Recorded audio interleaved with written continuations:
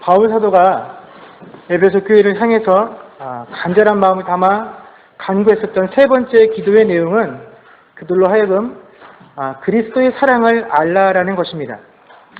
우리가 그 신앙생활을 하면서 이 사랑과 관련되어져서 기도들을 종종 하게 됩니다. 우리가 이 사랑과 관련해서 기도를 하게 되면 그 기도의 내용들은 주로 이런 거죠. 하나님, 내가 내 이웃들을 사랑할 수 있게 해주십시오.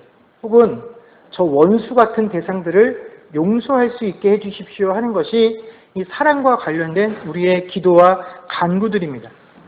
우리는 이 사랑이라는 문제를 대할 때 이미 우리는 하나님의 사랑에 대해서는 잘 알고 있다라고 생각들을 합니다.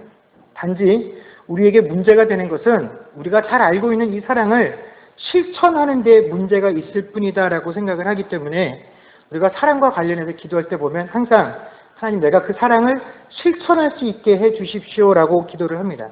그러나 오늘 이 바울 사도는 이미 그리스도의 그 죽으심과 부활하심과 그 은혜들을 통하여 그들이 그리스도의 사랑이 무엇인지를 깨닫고 이미 성도가 되어진 그 에베소 교회 성도들을 향해서 뭐라고 간구를 하냐면, 너희가 그리스도의 사랑을 알기를 원한다라고 간구를 하고 있다라는 것입니다. 여러분, 세상에서 이 사랑이라는 단어만큼 매력적인 단어는 없습니다.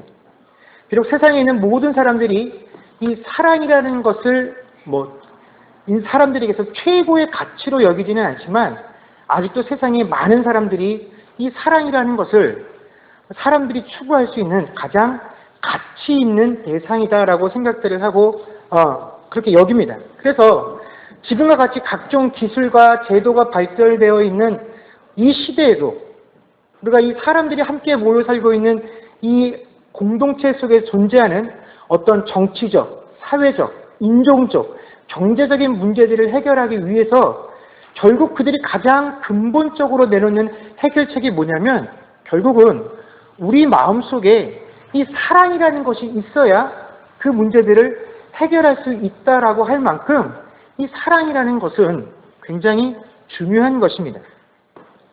그런데 이렇게 세상에 많은 사람들이 중요하다라고 여기고 있는 이 사랑에도 큰 문제가 하나 존재하는데, 이 문제가 뭐냐면 이 사랑이라는 것이 사람의 눈을 멀게 할 때가 있다라는 것입니다. 그래서 이 사랑이 눈을 멀게 되면 이 사랑하는 행위들을 통해서 우리가 따뜻함을 느끼게 되고 마음속이 편안해지는 것이 아니라 이 사랑이라는 행위를 통해서 불행함을 느낄 뿐만 아니라 때로는 두려움을 갖게 되는 경우도 생기게 된다라는 것입니다. 이것은 그 하나님을 사랑함에 있어서도 마찬가지다라는 것이죠. 여러분, 우리가 지금까지 이 사람들의 역사가 기록되어진 이후로 가장 교회가 왕성하게 활동을 했던 시기가 언제냐면, 언제인지 아십니까? 중세 시대입니다. 중세. 그 중세에는 그 하나님의 말씀을 받아서 가르치고 복음을 전했던 그 사제 계급들이 세상의 권력보다도 더 위에 있어서 그 세상의 권력을 자신들의 의도대로 좌지우지할 수 있었던 시대가 바로 중세 시대였습니다. 그런데 과연 그 하나님의 말씀을 담당하는 신앙인들이, 그 사제들이 세상의 권력을 좌지우지할 수 있는 그런 시대였다라고 해서 과연 그 시대가 많은 사람들에게 복의 통로로 쓰여졌던 그런 시기였느냐? 많은 사람들이 그 시간들을 통해서 하나님께 영광을 돌릴 수 있는 그런 시대였느냐 하면 결코 그렇지 않다라는 것입니다. 역사는 그 사제들이 다스리고 있었던 그 중세, 교회가 가장 왕성하게 활동을 했었던 그 중세 시대를 뭐라고 표현을 하냐면 암기 시대였다라고 표현을 하고 있다라는 것입니다. 하나님의 사랑이라는 이름으로 가장 많은 사람들이 피를 흘리고 죽임을 당했던 시대가 바로 그 시대였고, 또 사람들이 하나님을 사랑한다라는 그 방법론을 통해서 나의 원수들을 대적하고 그들을 핍박하는데 주저하지 않았던 시대가 바로 사제들이 세상의 권력을 가지고 다스렸던 그 중세 시대의 특징이었다라는 것입니다. 우리가 이렇게 거창하게 한 시대를 보면서 삐뚤어진 사랑을 논하는 것이 아니라 이 삐뚤어지고 잘못된 사랑의 모습은 우리가 개인에게 들어와서도 적용을 해보면 마찬가지다라는 것입니다. 부모님들이 일방적으로 내가 사랑하는 방법으로 내 자녀들을 사랑했을 때 그 자녀들은 그것을 사랑이라고 느끼지 못합니다. 그것을 고통이다라고 느끼고 커서 그들은 사랑을 받지 못했다라고 생각들을 합니다. 또 남자와 여자가 사랑을 할 때도 마찬가지입니다. 한쪽이 일방적으로 어느 한쪽을 사랑하는 것은 사랑이 될 수가 없죠. 둘이 서로 사랑한다고 할 때도 마찬가지입니다. 부적절한 관계 속에서 둘이 아무리 사랑을 한다고 해도 세상은 그것을 보고 사랑이다라고 말해주지 않습니다. 그들이 사랑함을 통해서 주변의 많은 사람들이 더욱더 고통을 받게 되기 때문이죠. 여러분, 이렇게 사랑이 눈을 멀게 되면 그 눈먼 사랑은 사랑이라고도 부를 수 없을 만큼 우리에게 크나큰 재앙으로 다가오게 되어 있다는 것입니다. 세상이 이 사랑이라는 단어에 열광을 하지만 실제로 우리가 더욱더 관심을 가져야 되는 것은 사랑이라는 그 단어가 아니라, 사랑이라는 단어가 가지고 있는 의미가 아니라 우리가 사랑이라고 부르는 그 사건의 내용이 도대체 뭐였느냐 하는 것입니다.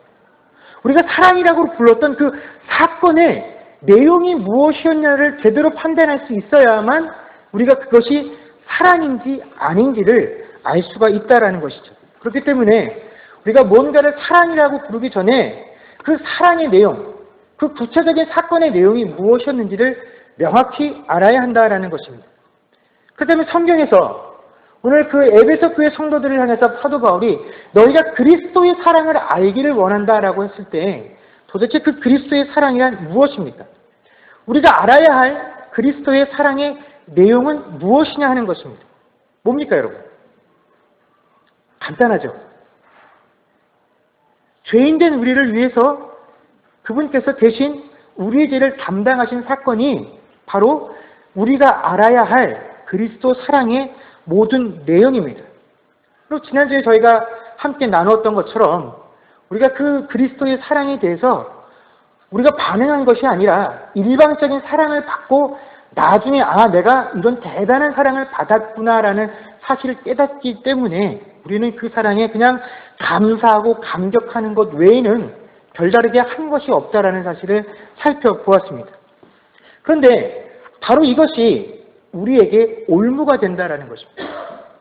우리가 그리스도의 사랑을 받고 알고 그 사랑이 굉장하다라는 사실을 알았을 때 내가 그 사랑에 아무것도 한 것이 없고 일방적으로 받았다라는 그 사실이 우리로 하여금 내가 하나님께 사랑에 대해서 크게 빚진 자로구나 하는 그런 감정을 가지게 만든다라는 것입니다. 그래서 신앙생활 할 때 우리가 그 사랑의 빚진 자라고 우리를 스스로를 고백을 하고 목사들은 그 사랑의 빚을 갚아야 된다라고 가르치고 또 여러분들은 그렇게 배우면서 신앙생활들을 합니다. 그래서 우리가 하나님께 아주 크고 놀라운 사랑을 받았기에 어떻게 하면 그 사랑을 갚을 수 있을 것이냐? 그러니까 전도해야 된다. 그러니까 기도해야 된다. 그러니까 신앙생활 똑바로 해야 된다. 그러니까 봉사해야 된다. 라고 가르치고 서로 배운다라는 것입니다. 그래서 우리가 기도하지 않았을 때 우리 마음의 찔림이 하나님과 나 사이에 교제가 없음에 대한 답답함에서 오는 찔림이 아니라 내가 뭔가 빚을 갚아야 되는데 그 빚을 갚지 못하고 자꾸 이자가 쌓인다는 그런 느낌 때문에 불편하다라는 것입니다.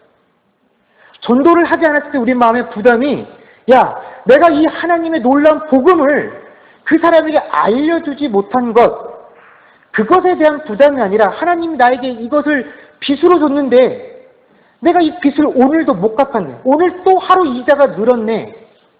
그 마음이 있기 때문에 그것이 우리에게 부담으로 온다라는 것입니다. 길거리를 지나가다가 홈리스가 돈 한 푼 구걸할 때 그것을 무시하고 지나가게 되면 혹시 내가 오늘 이 사람을 무시하고 지나간 것 때문에 나중에 예수님께서 너 그때 그 사람을 돕지 않았지 하는 이 내 행위로 문책을 받을까 싶어서 우리는 그것에 대해서 두려움을 가지게 되고 그 두려움의 마음들을 쉽게 떨쳐버리지 못하게 된다라는 것입니다. 그래서 항상 내가 받은 것과 내가 행하지 못하는 것 사이에 이 괴리감들로 인해서 우리가 신앙생활을 하면서도 늘 우리 마음속에 심각한 부담감과 스트레스를 가지고 살아가게 된다라는 것입니다. 근데 여러분, 우리가 꼭 이 신앙의 문제들뿐만 아니라 세상을 살아가면서 뭔가 나에게 심각한 스트레스를 주고 부담을 주는 문제들을 대하게 되면 어떻게 반응을 합니까? 처음에는 그것들을 해결하기 위해서, 극복하기 위해서 노력들을 합니다. 여러 가지 방법들을 찾아봅니다. 계획들을 세우고 그 계획대로 추진하려고 합니다. 그러나 얼마 못해서 이것이 불가능하다라는 사실들을 깨닫게 되죠. 이게 도대체 내 힘과 능력으로 할 수 없다라는 사실을 우리가 깨닫게 되는 순간 우리는 그 부담스러운 문제에 대해서 어떻게 반응을 하냐면 아예 그것을 우리 기억 속에서 잊어버려고 노력을 한다는 것이죠. 그것을 생각하지 않으려고 노력을 하게 된다는 것입니다. 그래서 아예 그것을 잊어버리기 위해서 다른 곳에 내 생각과 내 마음을 줘버립니다. 그 세상의 어려운 문제들을 당할 때 사람들이 술을 먹는 이유가 뭡니까? 술을 먹어서 정신이 없어서 그 문제를 잊어버리기 위함입니다. 근데 이 세상의 방법뿐만 아니라 우리가 신앙생활을 할 때도 마찬가지다라는 거죠. 내가 이 문제로 인해서 신앙생활을 하면서 극심한 고통과 스트레스를 받게 되면 이것을 내 힘으로 해결해야지. 아, 그래, 내가 하나님의 사랑을 빚진 자니까 이 빚을 갚아야지. 내가 어떻게 하면 이 빚을 갚을 수 있을까? 지금까지 우리가 들어왔던 그 여러 가지 방법들을 통해서 기도하고 말씀 읽고 또 전도하고 그런 방법들을 꾸준히 하려고 하지만 여러분 이것을 내 힘으로 하려고 하다 보면 며칠 못해서 힘들고 포기해버리게 된다는 것입니다. 그럼 어떡합니까? 그 다음부터는 그것을 아예 내 머릿속에서 지워버리게 된다는 겁니다. 기도를 그냥 아예 내 머릿속에서 내 마음속에서 떠나보낸다는 겁니다. 전도해야 된다는 사실을 그냥 놔버린다는 겁니다. 그래서 그것으로 고통받지 않으려고 하는 게 우리들의 모습이다라는 것이죠. 그러다가 어쩌다 한번 새벽기도 나오게 되면 그리고 어쩌다 한번 성경책을 읽게 되면 그것으로 큰 위로와 위안을 삼으면서 그래도 오늘 하루는 내가 하나님의 이자를 갚았구나 하는 사실로 스스로 자족하게 되는 게 이게 우리가 주님께 사랑을 빚졌다라고 하는 신앙생활의 모습이다라는 것입니다. 그런데 여러분 정말로 하나님께서 우리에게 베푸신 그 놀랍고 크신 사랑을 빚으로 안겨주셨겠습니까? 그래서 우리에게 빚으로 주시면서 언젠가는 너희가 분명히 이것을 나에게 갚아야 된다라고 요구하시겠느냐는 것입니다. 그리고 매일매일 날마다의 삶 속에서 야, 너 왜 나한테 그렇게 큰 사랑을 받았는데 그 사랑을 갚지 않느냐 하시면서 우리의 모습들을 보면서 우리를 책망하시겠느냐 하는 것입니다. 여러분 하나님께서는 한 번도 우리에게 내가 너희에게 놀랍고 큰 것을 베풀었으니 그 사랑과 그 은혜를 갚으라고 하신 적이 없으십니다. 왜 이렇게 빨리 갚지 못하느냐고 우리에게 그 빚을 가지고 독촉을 하신 적도 없다라는 것이죠. 여러분, 제가 다시 한번 말씀드리지만 우리가 하나님께 받은 그 놀라운 사랑과 은혜는요, 우리가 무엇을 해서도 갚을 수 있는 것이 아니다라는 것입니다. 우리가 하나님께 갚을 수 없으면 세상에 갚을 수 있느냐? 여러분, 우리가 나가서 그들을 위해서 기도하고 구제를 하고 복음을 전합니다. 그러나 우리가 그것을 다 했다라고 해서 거기에 합당한 결과들이 나오는 것이 아닙니다. 우리가 그랬던 것처럼 하나님께서 그 세상을 향해서 우리가 복음을 전하는 그 대상들에게 하나님께서 그들의 마음을 움직여 주셔서 깨닫게 해주시는 역사가 없으면 이 세상은 하나님께서 우리들에게 베풀어 주신 그것들을 결코 사랑이다라고, 그것이 은혜다라고, 그것이 구원이다라고, 그것이 우리에게 진정 필요한 것이었다라고 느낄 수도 없고 고백할 수도 없는 것이 하나님께서 우리에게 보여주신 사랑과 은혜의 정체다라는 것입니다. 그래서 하나님께서는 우리들에게 그 사랑을 알게 해주고 깨닫게 해주신 이후에 야, 그렇게 크고 놀라운 것을 받았으니 너희가 내게 갚든지 세상에 갚아라 라고 말씀을 하신 것이 아니라라는 것입니다.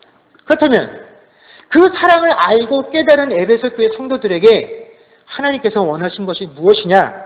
17절 하반절 말씀에 보면 너희가 사랑 가운데 뿌리가 박히고 터가 굳어져서라는 이 부분입니다. 여러분, 하나님께서는 그 그리스도의 사랑의 내용이 무엇인지를 깨달은 그 백성들에게 야, 이제 너희가 사랑이 뭔지 알았으니 그 받은 사랑들을 가지고 세상에 나가서 그 사랑을 퍼주라라고 말씀하신 것이 아니라 그 사랑의 내용이 무엇인지 알았느냐? 그렇다면 그 사랑 안에 더욱더 깊이 뿌리 내리라라고 요구를 하신다라는 것입니다. 너희들의 삶이 그 그리스도의 사랑의 내용 안에 더욱더 단단한 털을 만들기를 원한다. 이게 그리스도의 사랑을 알고 고백하는 이들에게 하나님께서 원하시는 내용이다라는 것입니다. 여러분, 성도가 아무리 내가 하나님께 받은 사랑이 크고 대단한 것이다라는 것을 깨달았다고 할지라도, 그래서 내가 그 마음속에 그 빚에 대해서 어떤 식으로라도 갚아야 되겠다라는 그런 좋은 마음을 품었다라고 할지라도요, 여러분, 우리의 삶이 그 그리스도의 사랑에 온전히 뿌리 내리지 못하고요, 우리의 삶이 그 그리스도의 사랑으로 털을 삼지 못하게 되면 우리가 받은 그 사랑이 아무리 커도 그 사랑은 우리의 삶에서 아무런 역할도 일도 할 수가 없다라는 사실을 우리가 알아야 합니다. 마태복음 18장에 보면 이런 비유가 있습니다. 우리가 잘 아는 비유입니다. 1만 달란트를 빚진 자에 관한 내용이 마태복음 18장의 비유 중에 등장을 하죠. 여러분, 1만 달란트를 빚진 자가 자신의 주인과 그 빚에 대해서 계산하기 위해서 그 앞에 섰습니다. 여러분, 1만 달란트가 얼마나 큰 돈이냐면 그 고대에 그 페르시아 제국을 다스렸던 다리우스 황제하고 그 그리스의 알렉산더 황제가 그 전쟁을 벌였을 때 이 페르시아 제국이 그 전쟁에서 패하게 되죠. 그래서 그 전쟁에서 패한 페르시아 제국이 알렉산더 대왕에게 그 전쟁 배상금으로 물어줬던 금액이 얼마냐면 3만 달란트였습니다. 한 제국이 제국을 상대로 전쟁의 배상금을 지불했던 게 3만 달러인데 한 개인이 그 주인에게 갚아야 할 빚이 10,000달란트라고 한다면 이 금액은 그야말로 상상도 할 수 없을 만큼의 큰 금액이다라는 것입니다. 자, 이 1만 달란트를 빚진 자가 주인 앞에 섰습니다. 주인이 빚을 갚으라고 요구를 했습니다. 근데 아무리 봐도 이 빚을 갚을 만한 능력이 없었죠. 그래서 이 주인이 종에게 처음에 뭐라고 요구를 하냐면 네 몸을 팔아서라도 갚아라. 네 자식을 팔아서라도 갚고 네 아내를 갚아서라도 이 빚을 반드시 갚으라라고 요구를 합니다. 근데 나를 팔고 내 자식을 팔고 내 아내를 팔아도 도저히 갚을 수 없는 금액이 1만 달란트죠. 그래서 이 종이 주인에게 애원합니다. 그에게 엎드려 절하며 뭐라고 말하냐면 참아주소서, 내가 다 갚겠습니다라고 고백을 합니다. 여러분, 지금 그에게 있는 모든 것을 다 팔아도 갚을 수 없는데 그 빚을 시간이 지난다고 해서 갚을 수 있겠습니까? 지금 갚을 만한 능력이 없는 사람이 시간을 좀 준다라고 해서 갑자기 뭔가 대단한 능력이 생겨서 이 빚을 갚을 수 있겠습니까? 갚을 수 없는 게 사실입니다. 시간을 아무리 더 줘도 이 1만 달란트 빚진 종은 이 빚을 갚을 수 없습니다. 그런데 이 주인은 빚을 탕감해주고 그를 용서해 주었습니다. 왜 그랬겠습니까? 그의 능력을 보았기 때문입니까? 아닙니다. 도저히 갚을 수 없는 그 상황, 그의 능력으로는 이 문제를 해결할 수 없다라는 그 상황을 보고 어떻게 한 겁니까? 너로서는 안 되는구나. 내가 갚아주지 않고서는 그 문제를 해결할 수 없구나. 그렇다면 갚아줄 수 있는 내가 그 문제를 해결해 줄게. 빚을 탕감해 줄게. 가라. 라고 해 주었다라는 것입니다. 자, 여러분, 이 1만 달란트 빚을 졌던 그 종이 그 빚을 탕감받고 그 자리에서 나왔을 때 그 느낌이 어떠했겠습니까? 우리가 흔히 쓰는 말로는 표현할 수 없을 것만 같은 그 벅찬 감격과 그 사랑의 은혜들을 가지고 그가 주인 앞에서 물러 나왔다라는 것입니다. 그런데 그 주인에게서 받은 그 놀라운 사랑이 어디까지 지속이 되었느냐면 바로 자기 친구를 만나는 그 순간까지였다라는 것입니다.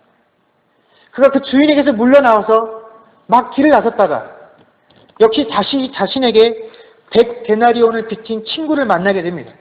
그래서 그 친구에게 얘기하죠. 야, 빚 갚아라. 그랬더니 그 친구가 뭐라고 대답을 합니까? 자기가 주인에게 말했던 것과 똑같이 대답을 합니다. 나를 좀 참아다오. 시간을 좀 더 다오. 라고 했는데 그 빚을 탕감받았던 종은 그에게 사랑을 베풀어 주지 못하고 그를 옥에 가둬버립니다. 나중에 이 사실을 들은 주인이 어떻게 합니까? 이 빚을 갚을 때까지 1만 달란트 빚을 탕감해줬던 그 종을 다시 옥에 가두게 되죠. 여러분, 아무리 크고 놀라운 사랑을 받았다라고 할지라도 그 사랑이 실제로 내 삶에 돌아와서 다른 사람에게 드러나는 데는요, 여러분, 1시간이 채 걸리지 않더라는 것입니다. 내가 아무리 우리의 가치로는 환산할 수 없는 그 큰 사랑을 경험했다라고 할지라도 우리는 이 세상에 내 친구에게 100데나리온의 사랑과 은혜도 베풀 수 없는 게 바로 우리들 사랑의 깊이다라는 것입니다. 그래서 하나님은 야, 내게 받은 그 사랑을 가지고 너희가 사랑을 가지고 나가서 뭔가 할 수 있다라고 생각하지 말라라는 것입니다. 너희가 그 사랑의 정체를 깨달았으니 그 사랑 안에 너희 스스로 더욱더 깊이 뿌리 박으라는 것입니다. 그 그리스도의 사랑으로 너희의 삶의 터전들을 삼지 않으면 아무리 크고 놀라운 사랑을 받았다라고 할지라도 그 사랑이 우리의 삶 속에서 아무런 영향력을 행사할 수 없다라는 것입니다. 여러분, 이 마태복음에 등장하는 종을 보십시오. 그가 세상에 다시 없을 사랑과 은혜와 긍휼을 체험했지만 그의 사랑이 얼마나 얄팍합니까? 그의 사랑이 유효기간이 얼마나 짧습니까? 이게 우리들의 모습이다라는 것입니다. 지금부터 한 8년 전에 저희가 랭리에 살고 있을 때 마침 저희 처제가 결혼을 했습니다. 그래서 처제가 결혼을 하고 저희 아랫동서를 저희가 한 번도 못 봤기 때문에 이제 호주에 들어가기 전에 저희 집에 잠깐 들려서 인사를 하겠다라고 한 일주일 정도 저희 처제 부부하고 장모님께서 한 일주일 동안 방문을 하신 적이 있었는데 이제 저희 집 애들이 그동안 한 2년 정도 저희 집 네 식구만 생활을 하지 않았습니까? 그래서 네 식구만 생활을 하다 보니까 이제 아버지하고 어머니의 사랑은 그렇잖아요. 그 사랑하기 때문에 어떻게 합니까? 혼을 내죠. 그렇기 때문에 가족들의 사랑이라고 하는 거에 항상 잘 못 느끼고 살았던 우리 아들, 딸이 할머니하고 이모하고 이모부가 왔습니다. 얼마나 좋았겠습니까? 무슨 짓을 해도 그냥 할머니가 아이고 그냥 내 귀여운 새끼들 하면서 다 받아주시고 다 잘한다고 해주셨으니 이 둘이 기분이 좋을 때로 좋았는데 특히 우리 준원이가 할머니가 자기한테 뭘 해주실 때마다 항상 할머니 앞에 살짝 다가가서 귀에다 대고 이렇게 얘기를 합니다. 나는 세상에서 할머니가 제일 좋아. 그러면 할머니가 그야말로 자지러지시죠. 그래서 준원이가 한 일주일 동안 할머니가 함께 있다라는 사실에 대해서 굉장히 좋아했고 할머니도 준원이한테 그 이야기를 듣는 걸 너무나 좋아하셨습니다. 그런데 그 일주일 동안 계시는 시간에 딱 한 번, 제기로 딱 한 번 준원이가 뭘 하겠다라고 했는데 할머니가 안 된다라고 했습니다. 그리고 마침 그 옆에 이모가 있다가 이모는 그거 해! 라고 얘기를 해줬죠. 그 상황에 딱 접한 저희 아들이 어떻게 했겠습니까? 또 할머니 옆에 싹 다가가서 할머니 귀에다 대고 뭐라고 했겠습니까? 난 할머니가 싫어. 그리고 이모 옆으로 딱 다가가서 이모 귀에다 대고 어떻게 했겠습니까? 난 이모가 세상에서 제일 좋아. 라고 얘기를 해줬습니다. 그 이야기를 자기는 그 사람한테만 들리게 해준다고 했지만 다 옆에 다 들리죠. 이제 할머니가 그 한마디에 또 깊은 상처를 받으셨죠. 내가 이걸 또 어떻게 회복을 해야 하나. 여러분, 이게 사랑을 대하는 우리 사람들의 모습이다라는 것입니다. 우리가 사랑이라는 걸 정말 좋아하고 이 사랑이라는 것을 주고도 싶고 받고도 싶어 하지만 우리는 정작 이 사랑이라는 것에 굉장히 취약한 존재가 바로 우리 사람이다라는 것이죠. 그래서 사도 바울은 에베소 교회를 향해서 사랑을 하라고 가르치는 것이 아니라 무엇을 요구합니까? 19절 상반절 말씀해 보면 너희가 그 그리스도의 사랑의 너비와 길이와 높이와 깊이가 어떠함을 깨달아. 우리는 그 사랑을 한번 체험한 것으로 하나님의 사랑에 대해서, 그리스도의 사랑에 대해서 다 알았다라고 생각들을 합니다. 그런데 사도 바울은 아니라는 것입니다. 이제 너희가 그리스도의 사랑을 처음 맛본 것이지, 너희가 알아야 될 하나님의 사랑은 그 깊이와 넓이와 그 큰 것을 도무지 측량할 수 없다라는 것입니다. 그래서 우리가 그렇게 상상도 할 수 없는 놀라운 그리스도를 알게 되어서 그것으로 만족하라는 것이 아니라 너희가 그 사랑을 어떻게 해요? 체험해서 깨달아야 한다라는 것입니다. 여러분, 3살짜리 아이에게 있어서 사랑이라는 것은 그냥 내가 하고 싶은 대로, 내가 원하는 대로 그냥 다 쥐어주는 것, 이것이 사랑이다라고 생각을 합니다. 그러나 3살짜리 손주를 둔 할아버지 할머니들에게 있어서 사랑은 뭡니까? 그가 하고 싶다는 대로, 그가 원하는 대로 다 손에 쥐어주는 것이 아니라 그거 네가 지금 사랑이다라고 부르고 네가 사랑이다라고 말하는 것, 네가 받고 싶어하는 것, 그것은 사실은 사랑이 아니고 버릇이 없는 행동이다라는 사실을 그 3살짜리 아이가 점점점 자라나서 그것을 알고 깨닫게끔 해주는 것, 그것을 가르쳐주는 것, 그것이 3살짜리 손주를 둔 할아버지 할머니의 사랑의 모습이다라는 것입니다. 그러면서 18절에 그 사랑의 내용들을, 그러한 사실들을 너희가 깨달아야 한다라고 말씀하시면서 지식에 넘치는 그리스도의 사랑을 알라라고 요구를 한 것입니다. 우리가 그리스도의 사랑이 예수 그리스도께서 내 죄를 대신하여 십자가에 죽으셨구나. 그 사랑의 내용은 우리가 지식으로 압니다. 그러나 우리가 알아야 할 그 그리스도의 사랑의 깊이와 넓이는 여러분, 우리가 알고 있는 그 지식을 넘어서야 하는 사랑이다라는 것입니다. 그래서 사도 바울이 그것을 다 안다라고 스스로 자부하고 있었던 에베소 교회 성도들을 향해서 너희가 제발 그 그리스도의 사랑에 대해서 더욱더 깊이, 더욱더 넓이 알기를 원한다라고 권면을 했던 것입니다. 그리고 나서 그들에게 뭐라고 이야기를 하냐면 그 사랑으로 너희를 충만하게 채우라라고 이야기를 합니다. 19절 하반절 말씀해 보면 하나님의 모든 충만하신 것으로 너희에게 충만하게 하시기를 구한다라고 사도 바울이 이야기합니다. 여러분, 우리가 신앙생활을 하면서 이 충만이라는 단어를 굉장히 좋아합니다. 우리가 기왕 신앙생활 할 것, 부족한 것보다는 그래도 항상 넘치고 풍족하게 해야 하지 않겠나 하는 그런 마음들이 있기 때문에 우리는 믿음도 충만, 성령도 충만, 하여튼 좋은 것은 다 충만하기를 원한다라는 것이죠.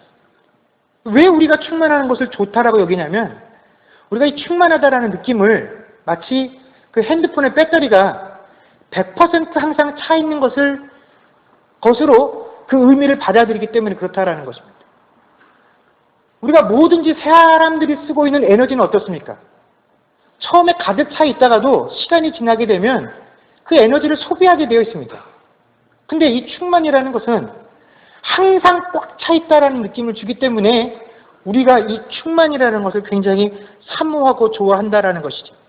그러다 보니까 우리가 신앙생활을 할 때 이 충만하기를 원하는 대상들이 뭐냐면 항상 하나님의 능력과 관련되어져 있는 것들입니다. 그래서 그 하나님의 사랑 능력으로 나를 충만하게 채워주소서라고 이야기를 합니다. 우리가 왜 그렇게 성령으로 충만하기를 원합니까? 우리가 그 성령을 마치 내가 이 세상을 살아나가는 데서 지치지 않고 살아가는 어떤 에너지로 여기기 때문에 우리가 성령을 충만하기를 원하는데, 여러분, 성령은 에너지원이 아닙니다. 성령은 삼위 하나님의 한 분이십니다. 그러니까 나중에 이 부분에 대해서 더 깊이 나누게 되겠지만 오늘은 이 정도로만 설명을 하고, 그렇기 때문에 우리가 충만이라는 걸 자꾸 하나님의 능력과 관련돼서 생각들을 하지만 실제로 하나님께서 오늘 이 본문 말씀을 통해서도 말씀해 주신 것처럼 우리 안에 충만하게, 하나님의 충만하심으로 너희가 충만하기를 원한다라고 하는 그 대상은 하나님의 능력이 아니다라는 것입니다. 오히려 하나님의 성품에 관한 것들이죠. 오늘도 그리스도의 사랑을 하나님의 충만하심이다라고 표현을 하면서 그 하나님의 충만하심이 너희 가운데 충만하게. 그리고 우리가 잘 아는 것처럼 갈라디아서 5장 22절에서 23절에 보면 우리가 성령의 9가지 열매라고 부르는 것들이 있습니다. 거기에 보면 그 성령의 열매는 뭡니까? 사랑과 희락과 화평과 오래 참음과 자비와 양성과 충성과 온유와 절제. 뭡니까? 이게 우리의 삶에서 무슨 능력으로 나타나고 결과로 나타나는 것들이 아니라 우리의 인품과 성품으로 드러나서 우리가 끊임없이 이것들을 더욱더 우리 안에서 성장시키기 위해서 애쓰고 노력해야 하는 부분들이다라는 것입니다. 오늘 사도 바울이 우리 가운데 충만해야 하는 것들이 뭐냐면 바로 이 하나님의 성품을 닮아가는 그 부분이 우리에게 충만하게 임하기를 원한다라고 고백을 했다라는 것입니다.